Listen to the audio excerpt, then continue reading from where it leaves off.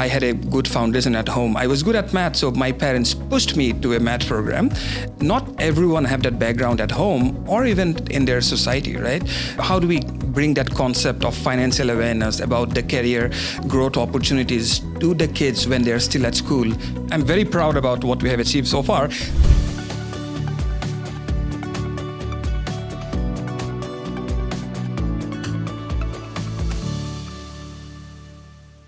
Welcome back to the CBIA BizCast powered by Google. I'm Amanda Morlow. Today we are joined by Sid Kalita, principal at Mercer. Sid, welcome to the BizCast. Thank you. Thank you for having me here this afternoon. We are really excited to have you here. We're excited to talk about this initiative that you helped launch with Mercer, tied to workforce development, serving disadvantaged youth. But first, I want to talk a little bit about your story. You've got quite an interesting background. Tell me, where it began. Yeah, before we even start talking about the program and myself, I would like to start with two disclaimers. First one is this entire program is very close to my heart, but it's not me who is running this program. I am basically managing this program, but there are a number of other colleagues within that organization that have the same vision as me and then want to work towards the program. And then we have a strong management backup for this program. So it's not my program, it's our program. Yeah. And then secondly, whatever we say today is most of those will be my own opinion. Does not necessarily mean that it comes from my organization. So if my numbers are off by a few basis points, don't take my organization to the court. All right. So sounds like a plan. So let's jump into a little bit about kind of where you kind of came from. Yeah, sure. Depending on how far back you want to go. But I'm an actuary by background. I started my financial career back in India. Sometime in 2003, I would say, more than 20 years ago. Started with a life insurance company out there in India, and then jumped into an opportunity when Mercer joined the country in there, and I was leading their business operations at that time. I joined Mercer, I think about 2006 or so, and then by 2011, I got an opportunity to move out to the United States. That's when I moved to Connecticut with my family, my two kids, and then we have been here since then. And what do you like about Connecticut? I mean, that's a big move for any family. Oh, I understand. Like I still remember when we packed up from our home back in Delhi, my wife said, well, we are going there for 3 years. What do we pack? And I said, just 3 bags and don't do anything else. So we basically left everything else behind in there. And then we started from the scratch in here. And I knew about Connecticut because I had applied to UConn many years ago, but I didn't have the opportunity to join the university. And then over the years, we like this state more and more as we pass on. And it's not only about myself, it's about my wife, it's about my kid. Now, if I ask my wife, do you want to move somewhere else? And she says, no way. We are going to be in Connecticut for the foreseeable future. It's just a culture, the people, the lifestyle, the weather. Don't get surprised if I say that we like the winter as well, but it's the overall vibe in the state that we think is the prime attraction for us to be here. That's awesome. It's great to hear. So I assume you have more than 3 suitcases worth of stuff now? Now we have, yes. Sort of accumulated over the years, especially as the kids grow up, right? As usual, yep. And tell me a little bit about Mercer. I think a lot of people do know about what Mercer does, but tell me a little bit more, enlighten us a bit. This is the way that I tell my kids and the kids at school. Like, for example, Amanda, right? Think you are not an individual. You are Amanda Corp, right? You are a company. And then, of course, if you're a company, you want to take care of your people. So you probably have or offer health and benefits to your people. So you'd like to get the best from the market. So you need some advice. So we are here to help you. Probably you offer some kind of retirement benefits to your employees through a DB plan. If it's a DB plan, we can help you in entirety. We do everything from liability management to asset management. If you offer a 401k plan, we can help you there too, like from designing a plan to monitoring the investments that are in there to making sure that your employees, when they retire, are ready for retirement as they go along. Assume you are very big company, you have lots of money on your balance sheet, but you don't have the expertise or you don't want to spend your time managing your assets. So we are here too. You could outsource your management of your assets and we'll take it up for you. So that's the broader, lengthier answer. Where did Mercer's mentorship program begin? Yeah, so it's actually a synergy between what a few people like me and many others in the organization think about what they should do towards the society and what the company thinks about their commitment to the society in general. And then the way that we look at it is, if you think about diversity and inclusion, it's a political debate. I won't go deeper into that, but inclusion is in the genes of our organization. So our organization believes that we have to have an inclusive and diverse culture so that we can get the best out of the people, so that we can give the best to the client and the clients that we serve. Now, why do I think interested me into getting into this program goes back to where I was when I started this career, right? So I had some privileges because I knew an actuary. I had a good foundation at home. I was good at math, so my parents pushed me to a math program, and then probably that helped me to get that first head start into this world of financial industries. But if you think about the general population, not everyone have that background at home or even in their society, right? There are many people who probably that kid is going to be the first that might have attended the college. So how do we bring that concept of financial awareness about the career growth opportunities to the kids when they're still at school? Basically drove this initiative. So it was conversations. How can we reach that population? How can we teach them about, what's going on, not just at Mercer, but other financial institutions? And where did it go from there? So you guys were having a lot of conversations, and that led to conversation with the schools? Yeah, sure. Actually, that's a big story. I'll take a few minutes to talk about that. Yeah. I'm very proud about what we have achieved so far, not in terms of actually getting to the schools and the people, but in terms of setting up the process that we could replicate with anyone, not only Mercer, not only financial services, it could be replicated anywhere across the industry. So as I told you, we have a lot of D&I initiatives, community development programs, initiatives going out throughout the company. So back in, I think 4 years ago, our leadership in the Northeastern, in the East market said that, okay, why don't we set up a task force and see what are the things that we can do differently for community development. And then we set up a task force to think about and brainstorm among some of us. So we started with a task force there. And then we came up with an analysis to basically say that if we come up with a comprehensive program for the school kids, that we could actually measure, monitor the success of our initiative. I think that would be the best way of spending our energy. And we said, okay, then where do we focus? We know we talk about community development, but then which kids will we focus at? Probably we should go to the schools where the kids don't have the kind of background that we had, or probably we'll go to those communities where they really need and probably don't even know what exists in this world. So what we did is we actually went to the Department of Education's website. We went to our Connecticut's website and figured out which are the schools that have a higher diverse population. Like, for example, schools actually have to list down their diversity proportion. So we picked up 80%. So we said, we'll go to the schools that have a diverse population of more than 80%. And then we said, diversity is not good enough. So why don't we add the second layer? We say, okay, which are the schools that offer reduced or free meals to the kids? That basically will show us the disadvantaged population of the schools. And there were two schools that responded. One is from New Haven, another was from Bridgeport, and there was a third school from New York City, actually Brooklyn, that responded to our interest, and they wanted to join this program. And the way that we showed them is, well, this is not one-stop shop. It's not a one-step initiative. So we wanted to start from the scratch. Like, for example, think about it this way.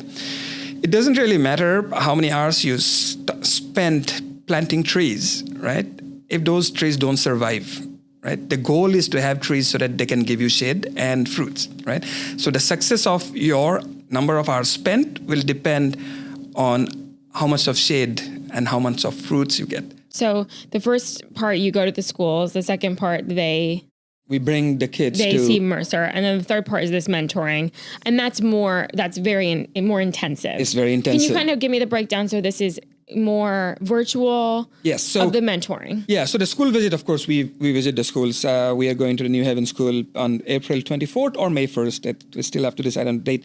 So we'll spend about 70 minutes. 4 of us are going there. So 2 of us will handle one class and the other class. So we'll spend time there. We'll throw out an offer, saying, if you like this or if you like what we said, you can come over to our office and then meet some of our colleagues and see how it feels. It could be about 3 hours of your time, and then we throw that out. And after that, we arrange a office visit. And then they get bused. Yes, we pay for that as an organization. So we bring them through the school bus. We serve them lunch, and then we send them back. So that's about like 3.5 hours to 4 hours of work. The mentorship program is fully virtual.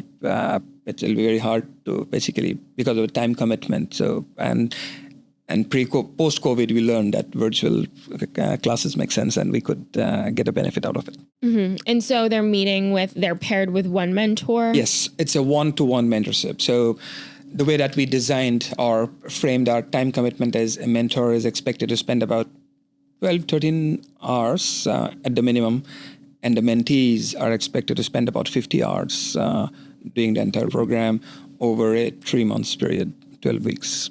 Okay, so the mentor talks with them, but then also give them assignments. Yeah, assignments, and then basically guide them to collect the data, to look for the sources of data, to come up with a structure. And apart from that individual mentor, we also assign a colleague or a volunteer, per se, to give them some hands-on experience on Excel and PowerPoint, so that once they're ready with their idea, how they could present it in a PowerShip in a more concise way that we generally present. Talk to me about kind of the response so far. So you've got 3 school districts. You've been doing this program now for 3 years. What have you seen so far? What do you get out of that first visit? And then what's kind of different from the ending? Actually, the first school that responded is the school from New Haven. So they were very excited when we offered this, and they said, please come over. So we went to the classroom, and we spent, I think, 90 minutes in the classroom, in 2 classrooms. And then when we came out, we spoke to teachers, took some 2 to 3 minutes of video feedback, and they said, this is wonderful because we want the kids to know the benefit of learning math and doing good at math. And then we are so happy that Mercer comes in here, spend time with the kids, and then we'd love to be a part of this program, and we'd love to hear about the next steps of what we want to do. So the way that we worked in this kind of school visits is we start from the very basic, like we talk about ourselves, and then we start talking about what do the kids know about financial awareness, right? So we picked a kid and said, okay, what do you want to do? And he said, I want to be a hairdresser. And someone said, I want to be a doctor. I said, okay, so if you're out of the school, do you know how much money you will need every month to just maintain your lifestyle that you currently have? And we started doing a list of things on the wall, and the kids started adding up. And we said, okay, what will this cost? What will that cost? And we added them up, and they said, okay, this is the money that you will need every month to survive what your current lifestyle. They said, I didn't know how much it will cost. And someone said, does an insurance cost that much for a car? I said, oh yeah, you do. And then we said, okay, to earn that kind of money, do you know what kind of jobs will you need? And then what kind of jobs pay you that kind of money? So basically we tried to bring them to the reality of what they have in future when they get out of college, if they go to college, and then how could they be really happy in life. That's all it's all about, right? Like we all want to be happy, and we want the kids to be happy when they grow up. That's it. Why do you think it's so important that these students are, understand this like financial literacy? So think about it this way, like it's about the reality, right? For example, I'll give an example of this upcoming or the current mentorship program. So we have 6 kids who joined this program, and 3 of them dropped already, right? So the first one who dropped off, so that kid, so she joined our mentor, and she was very excited when she joined. She said, "Oh, I want to work in the financial industry. I want to work in Manhattan, and I want to work in a flashy office suite or whatever." So she joined in, and then she was talking to the mentor. So the mentor started asking a few questions and said, "Okay, what is an interest rate? How do you calculate? What is the interest rate on a credit card if you take a credit card?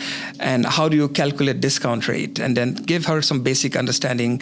And he said, "Okay, why don't you go and then come up with a budget of what you need to spend, and what do you think could be a good lifestyle? Go and do a budget." And the next day she dropped off. And the mentor was said, "Did I push her too hard?" And we said, "Oh, maybe you did push her too hard." And the feedback that we got from that kid is that she thought that the mentorship program is actually physical. She'll be going to a Manhattan office, sitting in there, spend a few hours there, and then come back. She didn't know what the financial industry is. But she has been thinking about joining the financial industry for 2 years, 3 years, and she's a senior. That means she has already applied to schools. So the bottom line is, do the kids really know what lies there out into the world, and are they prepared for that? And that's what we all intend to do. If you are capable of doing that or achieving that goal, then you have to start preparing from now so that you have a head start. And then when you get into college and then you get out of college, you're ready for the workforce. And what have you noticed, what are some of the kids that have excelled in the program?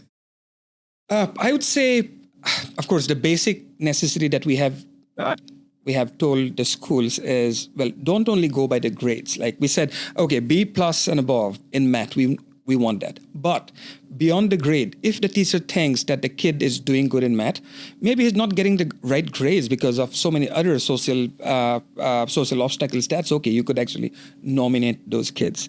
And then we have found a few kids who are very, very good at it. Like they grasped the data, they did a wonderful project. So as a part of the mentorship program, they actually presented the result of their research to a group of people. So that group included us and a few of the school team and a few of the students that are already in the part. So they presented their idea, and then they were happy doing what they did. And we also ran a feedback program, both from mentors and mentees, to see how we could develop the program into the future. What's some of the feedback you've gotten from the mentors even? Yeah, for the mentors, and that's not surprising. The mentors said that there were too many distractions. Like, for example, a kid comes in who basically in the middle of the program, she said, "Oh, I have to leave now because my dad is here to pick up, my dad was supposed to be here to pick up my younger sister, and then he's not coming here, so I have to take care of the younger sister." So she dropped off. So what we collected from those feedback is that that's the nature of the society that we are trying to work with, right? There are so many obstacles that they might face outside of the school that might hinder their development, their time commitment to their own careers. And that's not surprising.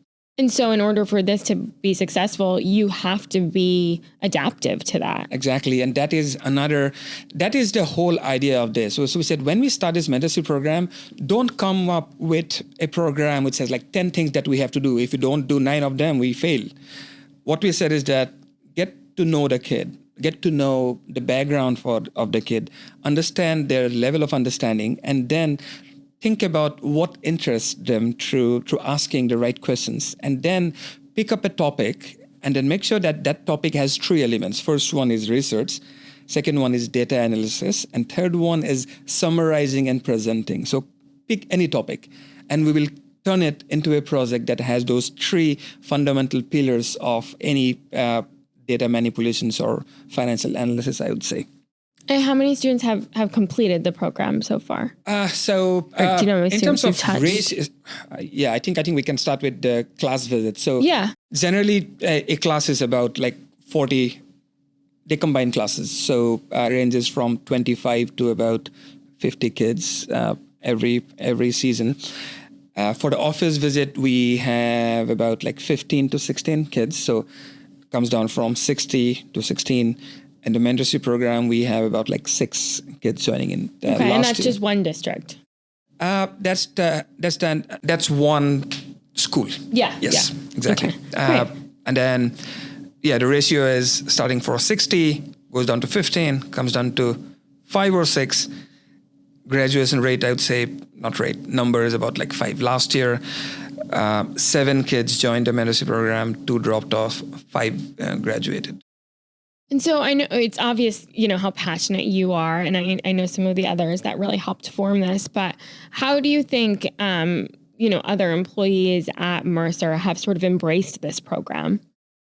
So when we first started talking about community development and DEI initiatives within the company, we already knew that there are so many initiatives already going on, right? Like we look across offices in the country, there are so many colleagues that are already involved in either volunteering, mentoring, visiting schools, doing programs for kids. They're already doing that. What we were probably missing is one structure which is measurable, like the example that I gave you about planting trees. Like, I won't call it a success until I see one of the kids that we visited in the school, when that person or when that kid joined the workforce, he or she doesn't have to join Mercer. Any of my competitors is fine as well. Like, as long as I know that that person has joined, I think that would be a success. And it's a long-term program. Yeah, and that's a long-term goal too. What about from the students? Has there been anything that surprised you?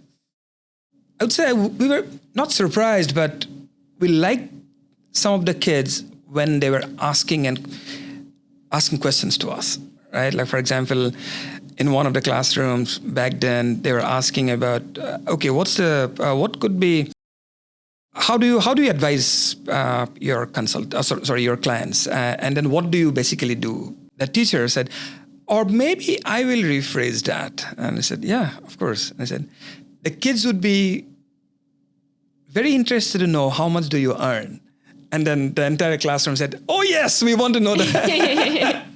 And as sensitive as that was, so we again took it back to the Department of Labor Bureau of Labor Statistics. Okay, so if you're an actuary, on an average, you might be earning this much. But we can tell you that, we can tell you how much we pay our new graduates, like the fresh intake, when they're out of college, no experience, this is what we pay. And some kids said, that is good enough. That's decent. I said, okay, that's a good start to know. Yeah. So but those interactions are lively. So we like. It's interesting to see what engages them, you know? Exactly. And the phrasing that you have to use there. Yes. So where do you, this program has been going on now 3 years. You've obviously made some tweaks along the way. Where do you see it going in the next 3-5 years?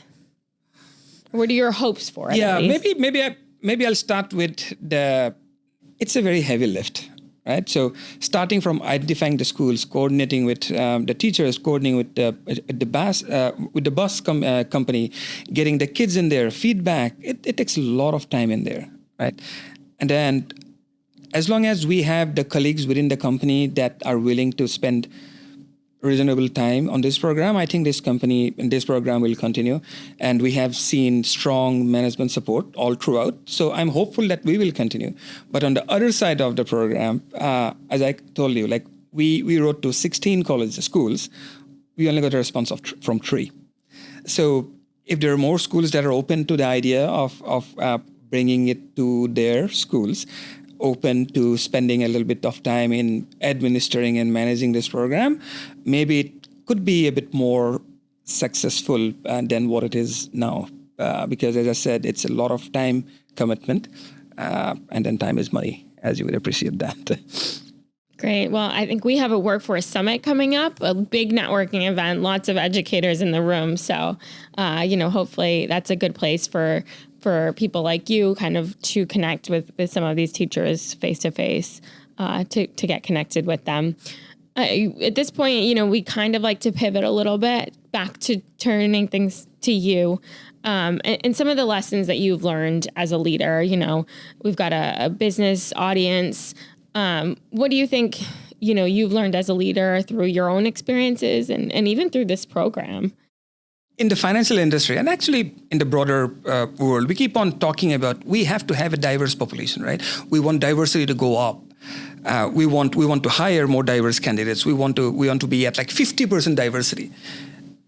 And if you think about it, like what are the measures that we are taking? Right? Probably we are hiring more diverse people, right? But that's a very short-term goal. Like for example, in the financial industry, if I keep my recruitment drive open for say, usually I hire in, say, a month, and I want to get more diverse people, I might keep my window open for, say, 3 months till I get more people. But do we have enough people even to apply to those programs, right? If there's not enough people to even come to apply to the program, how can I have a diverse population in my workforce? So what this program does is basically goes up the stream of academics and say that, okay, we have to work on creating that pool, the diverse pool that will be one day ready to apply for those positions. And that's when the diversity will go up. Without that long-term commitment of actually creating that pool, I don't think short-term measures will work.